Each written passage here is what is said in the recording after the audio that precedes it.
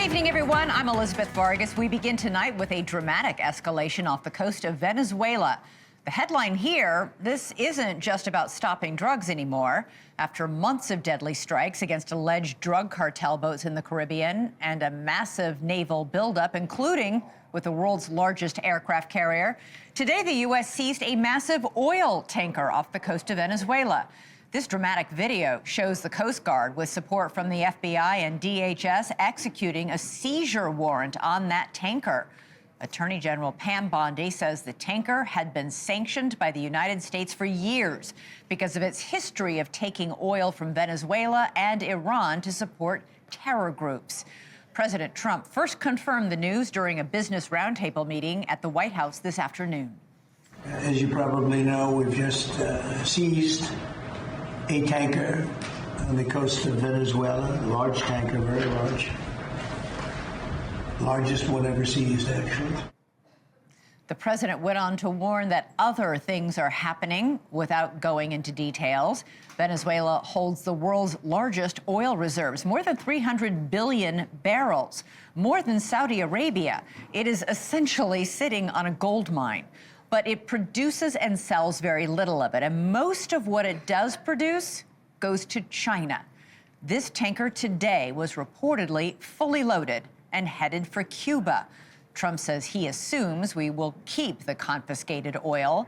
The administration clearly sees Venezuela as more than a safe haven for drug cartels. It is treating the socialist dictatorship there as a Western Hemisphere ally of America's rivals and enemies: China, Russia, Cuba, and Iran. This escalation follows strong warnings from Trump to Venezuelan President Maduro over the past days and weeks to pack his bags, resign, and get out, or else. Just yesterday, Trump said Maduro is living on borrowed time as he has refused to rule out a land invasion. Let's go right now to NewsNation's Robert Sherman, live for us in the Caribbean, in Puerto Rico, where many of our American troops are now amassing. Robert, it's an understatement to say that tensions are high right where you are right now. It seems as though that they rise by the day here, Elizabeth. You pointed out the fact that there are so many U.S. troops here. This has been a highly active day at Roosevelt Roads, where we've seen American jets taking off, landing constantly, especially in the afternoon hours. And this was the big moment that we saw here today, the footage being released by Attorney General Pam Bondi. Quite striking in the way that you see these U.S. forces that are carried over to the tanker by a helicopter. They rappel onto the deck, take control of the ship, and seize it. The Attorney General saying that this was a combination of the FBI, Department of Homeland Security, Coast Guard, with some assistance from the Department of War as well. That tanker, carrying sanctioned oil, they say, has historically done so on behalf of Iran and Venezuela, and now is in the custody of the United States. And in terms of what comes next, well, the president was asked about that. Here's what he said.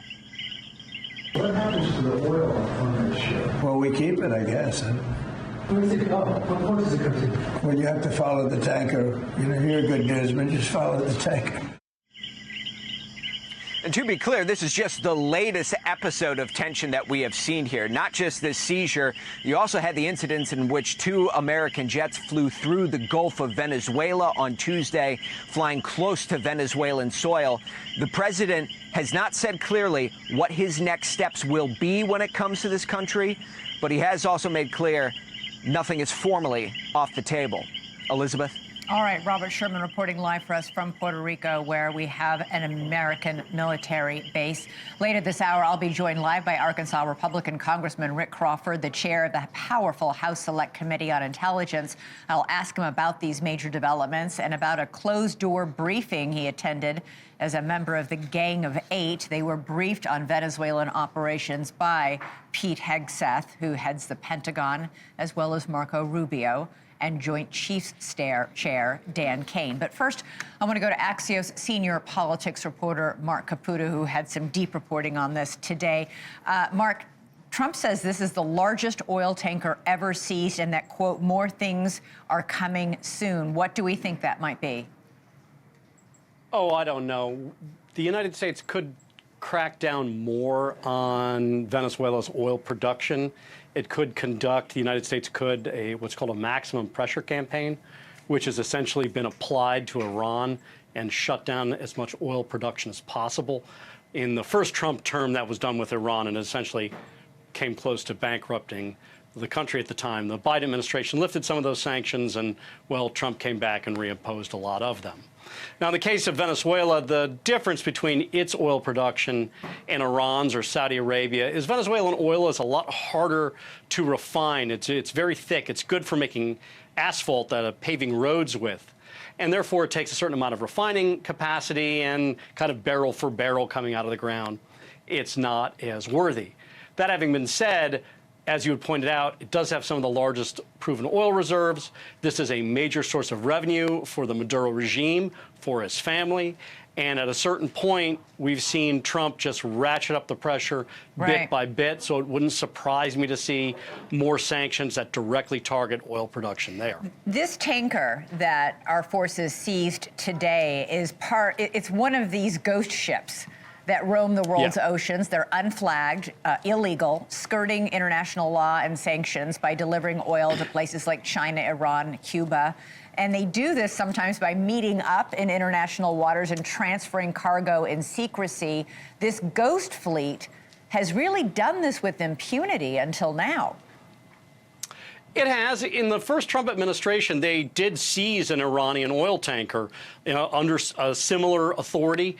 What's notable here is that this tanker was seized because it made something called the specially designated list, or the special designated list, because it had prior sanctions violations. So it wasn't actually seized because it had Venezuelan oil, but because it apparently was part of this ghost fleet and was carrying sanctioned oil from a prior offense, for lack of a better term. Your sources tell you that this is what the United States should have been doing all along, seizing tankers like this. By the way, the New York Times is reporting a federal judge signed a warrant allowing this. Your sources are saying we should have been doing this instead of targeting these tiny boats allegedly filled with drugs that may or may not have been heading to the U.S. Yeah, one person did say that. What you are seeing, however, is this steady escalation. One of the things that Trump and Marco Rubio, who's essentially sort of the mastermind, the tactician of putting this together, are good at doing is what they say, preserving optionality for the president, keeping opponents constantly guessing and off balance, and not getting boxed in, and making sure to communicate a maximum amount of menace to come. And as you can see with all the military hardware that is left in the Caribbean and off of Venezuela, there could be a lot more damage and a lot more pain inflicted by the United States. And Trump, as he had pointed out, has certainly not ruled that off the table. And this not only strikes a blow to Maduro by cutting off important revenue to him, it strikes a blow to Cuba, where this oil was headed, China, because we believe that Cuba would then sell the oil to Asian dealers, which would then sell it to China. I mean, we're striking several blows here with this seizure. Potentially. The major one is Venezuela and, by extension, Cuba. Nicolas Maduro, the dictator of Venezuela, his nephew is essentially in business with Raul Castro, the former dictator of Cuba's grandson. And there are very close ties. Maduro, after the death of Hugo Chavez in Venezuela, was essentially installed as the leader in Venezuela by Cuban intelligence that was surrounding him. And there has been this very close relationship between Cuba and Venezuela. Venezuela has helped keep Cuba's economy afloat by sending oil over and the like. And Cuba, in turn, exports its intelligence services and helps keep Nicolas Maduro in power. How long that balancing act remains, we're not quite sure. But it is pretty clear that the aperture of this has widened. As we zoom out more, we can see much more of a hemispheric strategy at play by Trump and Marco Rubio. You bet. Apparently, Maduro is so paranoid these days. He's not only sleeping in a different bed every night, but he's now swapped out his Venezuelan security guards for Cuban security guards, because as you point out, they've been with him for a while. Yeah, they've been with him for quite some time. Yeah. But now it's exclusively a Cuban entourage, or coterie, so to speak. Interesting. Yeah. Mark Caputo, great to talk to you as always. Thank you so much. Thanks. I appreciate you, Elizabeth. Meanwhile,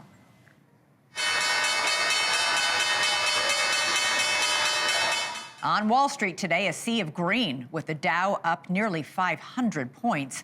The rally coming after the Fed announced its third straight rate cut of the year. Fed Chair Jerome Powell says the rates are going down another quarter percentage point, putting the range between 3.5 and 3.75%. President Trump wanted a bigger rate cut, saying today it should have been doubled, while referring to Powell as a, quote, deadhead. Powell's term expires in May, and he says the Fed is going to closely watch the economy to see if further interest rate cuts are warranted. To Massachusetts now, where jurors in Brian Walsh's murder trial heard emotional testimony from one of the last people ever to see Brian's wife, Anna, alive. That testimony from Jem Mootley, a close friend of the missing mother of three.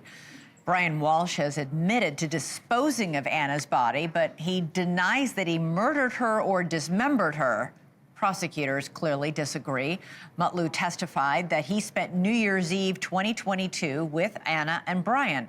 He says the evening was festive, and after he left the couple's home early on New Year's morning, he never saw or heard from Anna again. Now, that January 1st, 2023 is a key date in the case. Walsh's lawyers say that is the day that Anna died of a sudden and unexplained death in the couple's home. And they say Brian panicked when he found his wife dead next to him in bed, and he then disposed of her body. But in court today, Mootley testified that Brian called him on January 4th and asked if he'd heard from Anna, saying she had been missing since New Year's morning. And I said, how could she be missing? And he said that she left that morning after I had left. She left a few hours later. I think he said around 6:30, that she got in an Uber and left. I was incredulous. I said, what work emergency could there have been on New Year's Eve that, was commercial property? What could it be? What indeed? Brian denies that he killed or dismembered Anna's body, but surveillance video shown in court reveals that the day she died, Brian went on quite a suspicious shopping trip that lasted hours. On the shopping list, cleaning products from a number of stores near the couple's home. This video from Lowe's shows Brian with a cart so full he needed help from store employees. And here he is, looking nervously into the camera.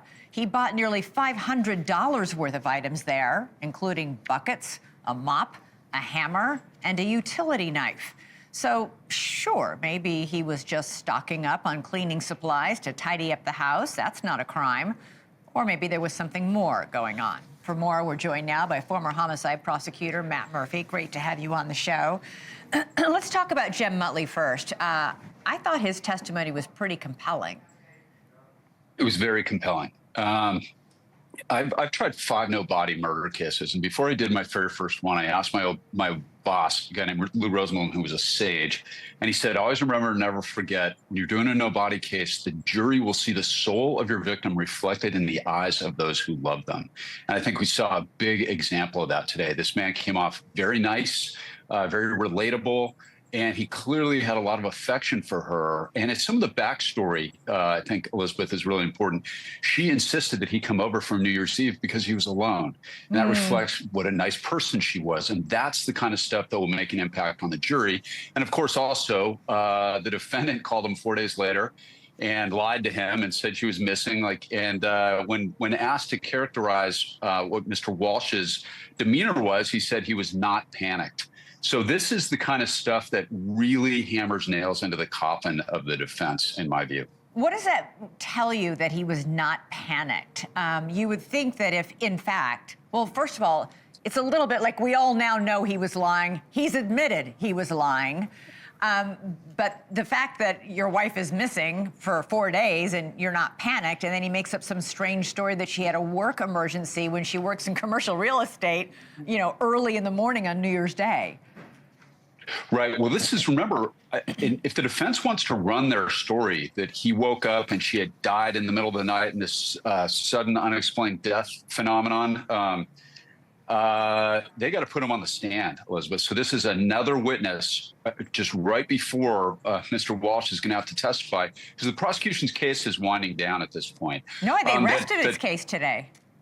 Yeah, so he is one of the very last witnesses, I think a very powerful one, and the jury ended the prosecution's case by a very credible man essentially talking about what a liar Brian Walsh was. And the no panic is important because that was the entire defense is she was dead and he panicked for 3 days, which is a really long time to panic. And don't you just hate it when the one piece of evidence that can prove you're innocent, in this case, a body that died of natural causes, you destroy it yourself as a defendant? You know, Yeah. The jury, I think if they've got a rational group of people, this is one of those that I think the prosecution did a very effective job presenting their case. And we'll see what the defense does at this point. But I'm looking forward to the cross. But if they got a group of rational folks here on this jury, they're not going to be out for longer than a day, if I had to call it. You know this better than most because you've prosecuted so many murder cases. But people, first of all, you have a Fifth Amendment right not to take the stand. It is very unusual and rare that murder defendants take the stand in their own defense. It happens, but it doesn't usually happen. But how do they put on a case without putting him on the stand? I really don't think they can. You and I have been talking about this for over a week now. He's got to take the stand. And look, he's got a pending fraud case, and you know, in the criminal world, they're called fraudsters. Allegedly, he committed this. I don't think he was convicted of it. But these guys, Elizabeth, it's their stock and trade. When you go through life ripping people off, a lot of these guys want to take the stand. They want to use those powers of manipulation that have gotten them through every jam they've been in their whole life. They want to try to work their magic on the jury. And look, all the defense needs is one. And you know, it does happen. You can see the jury. I've done closing arguments where I got 11 people nodding along with my argument and one person who's just still, and you can see who the problem juror is going to be, and it's always with guys like this. But the evidence in this case, in my view, is extremely powerful. And look, the prosecution, I think, did a fine job. This is a no-nonsense judge who's also done a very good job, and we'll see what the defense does. Not the least of it, that video we were just looking at a moment ago of him buying up hundreds and hundreds of dollars of mops and buckets and saws and hammers and he's wearing a mask after COVID. This is 2023. None of us were wearing masks then. Look at the other guys in the store. And then in the other video with his son, he takes the mask off because he wants everybody to see that he's with a little boy, and he fixes his hair. So none of that is going to go over well on a jury. Yeah, there we go. Yeah. That him and the little boy, and now he's got the mask off, walking in like he doesn't have a care in the world. And here, like, yeah, that's the type of thing that's going to stick with the jury. If this is a rational group, they're not buying what they're selling, and this guy's going to face a look at this. There we go, and he with smiles. the hair fix. Does that look like a guy who's panicking to you? Nope. I mean, I would have a field day in closing argument with this, Elizabeth. I wish I was prosecuting this case. Matt, you've said that before, and I believe you. Matt Murphy, thank you so much. Really appreciate it. Thanks for having me. Happy holidays. Happy holidays. Coming up, part 2 of my interview with actress Cheryl Hines. We talk about the moment that she met President Trump, and it was right after the attempt on Trump's life. She also talks about the tensions between her husband, RFK Jr., and his family, as well as the tension she has between herself and former Hollywood friends and co-stars like Larry David. And later, just when you thought it was safe to go back in the water, a retired U.S. Navy Rear Admiral says UAPs might be lurking in our oceans. Many, many members of the Kennedy family have come out publicly and very searingly to condemn him, your husband, and the job that he is now doing, especially when it comes to vaccines. You write in the book, I found myself feeling sorry for them, the Kennedy family members who did that they were choosing politics over family. I realized they were not who I thought they were. Maybe, I mean, are you angry that they would do that? Sometimes, yes. And how damaged are those relationships? We have Christmas coming, Thanksgiving. These are major family holidays. Yes. Can the Kennedy clan Well, it's a big family. It's a lot of Kennedys to get There are a together. lot of Kennedys, and you know, they all have different relationships with each other and different relationships with Bobby. It was a difficult time. I know that some of them were part of the Biden administration, or you know, working somehow in that administration. So I understood that, but I was really, really disappointed to see a few of them really speak so disrespectfully about Bobby. Very searing. Yes. Some of these comments. Yes. And very personal. Yes, yes, and it was really disappointing to me. I've really loved them through the years and still love them, but I can't help but to think of some of them differently because I didn't respect what they did. Yeah. You have also paid something of a price in Hollywood, you yourself. You didn't run for anything. You don't serve as anything. You're just married to the guy who is. And What's his name? Yes. Hill, what's his name? You haven't spoken to Larry David since last year. Your co-star, on-screen husband of 24 years. The man who introduced you Yes. to your husband. Do you feel like you're not getting roles or not getting calls, and are people shunning you in essence? I can't really say yes or no to that because there are a lot of people who have been great to me, who reach out to me, who, you know, and they range from, oh my gosh, this is crazy, are you okay? to, I love what your husband's doing and I'm behind you guys 100%. And there are people in the entertainment industry that do feel like that. And About everything, or just about the food and the drugs? Because one everything. thing about your husband is that, you know, some people absolutely adore what he's doing with our food supply and making prescription drugs cheaper, and can still vehemently disagree with what he's doing on vaccines. I mean, that's part of, I think, the intense reaction to him and by extension to you. Yes, yes. Yes, there are some people that, like you're saying, you know, you go down sort of subject by subject. Yes, I agree with this, I support this. I'm not there yet on that one. I disagree with that one. And I think that's a pretty healthy attitude to have about everything. Yeah. I think it's better to take a step back and say, well, let's look at what's on the table.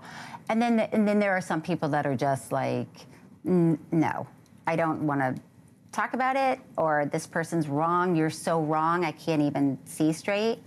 So there's a range, you know. So yes, I do have a few friends that I know are just very upset by even Bobby being in the administration. It's very upsetting to them, and I understand that. I respect it. I haven't had any falling outs. You know, I haven't had a moment of somebody storming out the door. But why haven't you and Larry spoken? Have you picked up the phone to call him? I haven't. Okay. No. Why not? I know, because I think he's mad. Oh, why is he mad? Because Bobby's in the administration. Okay, so there's a relationship that has... Well, maybe picking up the phone would actually be a good thing. I Just know. call him and say, listen, I'm not my husband. Right. You know, you can be furious with him and disagree with him vehemently, but that doesn't mean our relationship has to suffer. I actually think I would be fine talking to Larry. And so somebody asked me what would happen if you walked into a restaurant and he was there, and I would say, I would be happy to see him, and I'd say hi and we'd talk for a second. So I don't think that, you know, I don't think that it's a, I don't know. It's not like Larry and I used to play pickleball and we don't now. You know what I mean? Okay. I would really see him at work or things like that. Once in a while, have lunch, but I haven't really been around in LA the same time he has, so I don't know. I'm sure things would be fine with us. And at the same time, I'm sure he's not happy about politics. Yeah. People get very, very upset about politics. I just also want to just bring up this one anecdote because you wrote about it, and Bill Maher spoke about it, that Bradley Whitford decided to go on social media to publicly criticize you of, quote, staying silent about your lunatic husband. Bill Maher said, not even the mafia goes after the wife. Yeah, that was surprising. That, you know. Like, why would you do that? I don't know, and I think, you know, when you ask me, you know, what's been hard about it or different, I think that's probably one of the things that somebody like Bradley, that I know Bradley, and I don't know if we've worked together, but definitely backstage and stuff. And I've always liked him, and we have mutual friends. So to wake up and see posts really coming at me was so strange to me.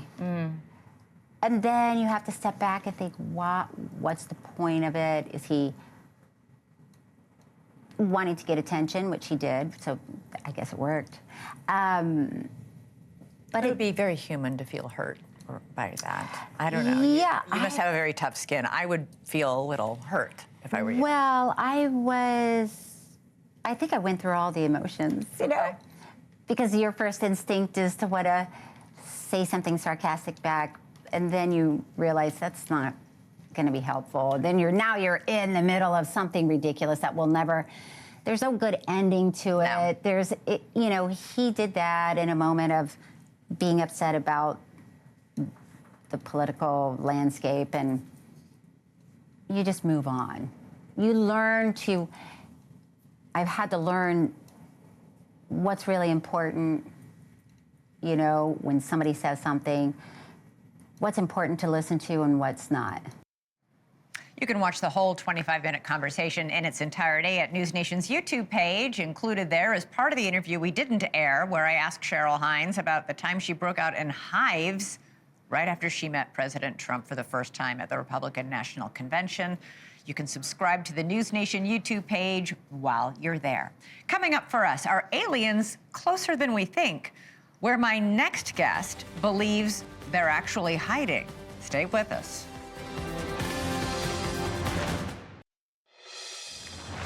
The push for UFO disclosure has been boosted by whistleblowers who are risking their reputations, their careers, and some say even their lives for speaking out about alleged alien craft and our government's alleged cover-up of secret UFO programs. And we're not just talking about aerial phenomenon. Rear Admiral Tim Gallaudet says underwater or transmedium UFOs should also be a national priority. There are several documented cases of our Navy vessel reporting encounter with anomalous objects that they cannot identify. Admiral Gallaudet has testified publicly to Congress about footage that he saw while on active duty. He was also interviewed for that documentary, Age of Disclosure, and for our NewsNation special about underwater UFOs. This is the area where a lot of UAPs have been seen by Navy ships and others. So yeah, it's basically it's kind of like a monorail route right into the region UAPs have been sighted. So is it possible that aliens have been living in our oceans this whole time? I never thought it would be possible I'd be reading that line on national television, but here I am. Joining us now is retired U.S. Navy Rear Admiral Tim Gallaudet. His new book, Holding Fast in the Heavy Seas, is out next spring. Admiral, great to have you on. So you say you know the exact ocean canyon we should be searching for underwater UFOs. Where is it? Why are you so sure about it? Well, good to be with you, Elizabeth. I wouldn't quite say I know exactly where they are. What I did is support the Ross Coulthart episode this weekend, where we went out on an exploration to possibly identify where these are occurring. What we know is that the U.S. Navy has observed these phenomena going in and out of the ocean in Southern California repeated times. And so there are areas where that might be possible. We went and investigated one such area off Redondo Beach, an undersea canyon, but we have no evidence yet. But we do know from Navy video and sailor reports to me personally, whistleblowers, that these phenomena are being observed coming in and out of the ocean off Southern California and other areas of the world's ocean. And to be clear, they're not just observed going in and out of the water, they're observed moving through the water at speeds that are unheard of and impossible according to everything we can do and we know scientifically. Right. Well, I wouldn't say there's a whole mass of data, but I've had submarine officers and former acoustic intelligence specialists come to me and describe to me instances of objects they've been able to detect on sonar with anomalous behaviors, traveling faster than what our submarines can do, and even our weapons can do, such as torpedoes. And I've also had sailors come to me and describe to me, former sailors, pardon me, of the Navy, that have seen objects go in and out of the ocean. So, and by the way, others have reported this. For example, Lou Elizondo, has published a book about this called Imminent, describes several instances where overhead video using national intelligence assets have seen underwater objects moving at high rates of speed below the ocean surface. So what is it about the California coast or the Pacific Ocean near California, do you think, why are we seeing more incidents there than we are in other places? I don't know. And that's why we want to research this. And I've called for this to be a national research priority, because what can explain what they're doing, why they're doing it, their intent, their nature, where they occur. It's right now, I don't know. And the government's not releasing what it knows. And so that's what we've called for, and the folks that former national security personnel in this film, The Age of Disclosure, have all called for.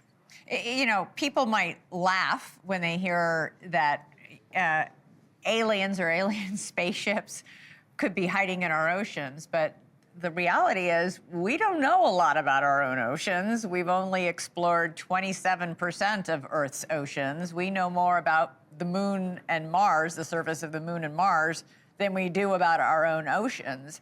If someone or something wanted to hide, there's no more perfect place.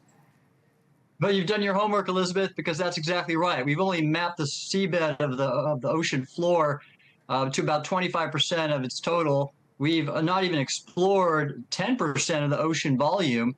And yes, we know the surface of Mars and the moon to a better resolution than we do of the ocean floor. So if there were any extraterrestrial visitors and that did not want to be seen, this is where they'd hide. Now, I will not be claiming that that's what these source of these phenomena are, because again, we don't have evidence yet. You don't know.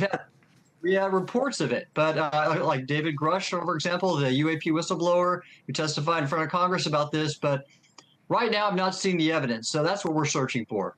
All right. Admiral Gallaudet, thank you so much for joining us. Really appreciate it. All right. Thank you, Elizabeth. Coming up, back to the breaking news of the night. New video of the U.S. seizing that oil tanker off the coast of Venezuela. Congressman Rick Crawford is here to react to the dramatic footage. He's with the Intelligence Committee. He'll be with us when we come back.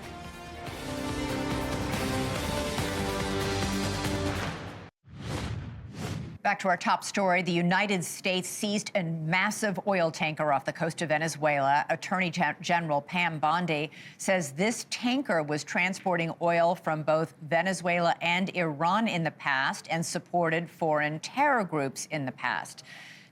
The action this week follows dozens of U.S. deadly strikes against alleged drug cartel groups in the region and major pressure on Venezuelan President Maduro to step aside.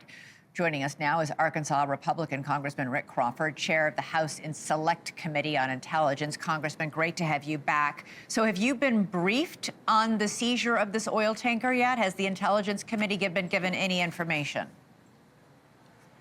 No, we haven't been briefed. So what I know is basically what you're sharing right now, and your reporting is correct in that this was the result of a warrant issued by the Attorney General on a sanctioned vessel. Not only the vessel was sanctioned, but the skipper of this particular vessel, I believe it was the Odessa, was also sanctioned back in 2022 for basically trafficking in oil to help fund Iranian Hezbollah in Lebanon. So there's a history there. This didn't just happen. This is an ongoing action against really an illegal regime. But this particular vessel was sanctioned, and the search warrant was executed by the Coast Guard with support from Naval Special Warfare. So, I mean, this was very well done, very well executed search and seizure. Yeah, and a federal judge, we should say, had also signed a warrant for the seizure of this vessel. We just got a statement in a short time ago from Venezuela and Nicolas Maduro saying that this constitutes, quote, a blatant theft and an act of international piracy. Under these circumstances, the true reason for the prolonged aggression against Venezuela have finally been revealed. It's always been about the oil. I know a lot of people are asking the question, what are we doing? Is this about drugs? Is this about getting rid of a dictator who is holding on to an office he has no business holding on to? He was not elected, somebody else was. Or is it about oil? Well, multiple things can be true at the same time. Number one, Maduro is not legitimate. Number two, what we haven't talked about, and you and I have had this conversation, and that is to say that what we know about that the Ford Carrier Strike Group being present is as much about cartel operations as much about China and Russia as it is about cartel operations. And by the way, this is basically funding terrorism. This vessel was sanctioned for its role in helping to fund terrorism. So all of these things have come to a head here in and around Venezuela. What this should be is a pretty strong signal to Maduro. It's time for him to wave the white flag and look for a way out, because things are not going to get better for him as time goes on. And good news is, I mean, the bad news never gets better with age. And the good news is there's still a way out for him, because I think President Trump is willing to give him enough grace to leave on his own and go ahead and install the legitimately elected leader who just received the Nobel Prize today, by the way. But Maduro needs to go. This is part and parcel of the problem that currently exists in Venezuela. Meantime, pressure is growing on the administration to release the unedited video of the first strike on the alleged drug boat off the coast of Venezuela. Several Republicans are joining Democrats calling on its release. Trump has said it's up to Hegseth to decide whether to release it. This is a reversal of sorts. He first said it should be made public. What did Hegseth tell you in the briefing? Are you confident that he will release this, as so many in Congress want him to? Well, I think what we have to do is understand first, I don't think we should release the unedited video. And that is to say that, look, there are some sources and methods that, well, because I'm going to explain that. Because of sources and methods, what the trained eye can detect from these videos may reveal sources and methods that would imperil those troops that are undertaking this action. So they have to make sure that what they do release passes the standards of classification review that don't reveal sources and methods that could imperil those actions and those individuals carrying out those orders. Okay. So can we produce a video and release that to folks that satisfy their curiosity about the legality of those strikes? Probably so, but it's not going to happen overnight without a thorough review that protects sources and methods. All right. Congressman Rick Crawford, always great to talk to you. Thank you so much, sir, for joining us. Appreciate it. Yes, ma'am. Thank you. All right. Coming up, the Fed cut interest rates today. The stock markets soared. President Trump says it's still not enough. We'll have politics and money next. All right, Jesse Weber joins me now. He is sitting in for Chris Cuomo tonight, and you're talking to Bill O'Reilly, the big man, as Cuomo calls him, all about the economy and the Fed interest rate cut, which sent the stock market soaring today, and yet Trump's still complaining that it wasn't cut enough. Yeah, my big question is, what is the game here? To say affordability is a hoax? Last night, the speech, it's by all accounts, and I think Bill is going to say this, and the president's aides were saying this, empathize with the American people regarding the economy. Did he do that? Did he do that in the speech? I think that's the question I'm going to ask. All right, look forward to the show. Have a very good one, Jesse. Thank you. Good seeing you, Elizabeth.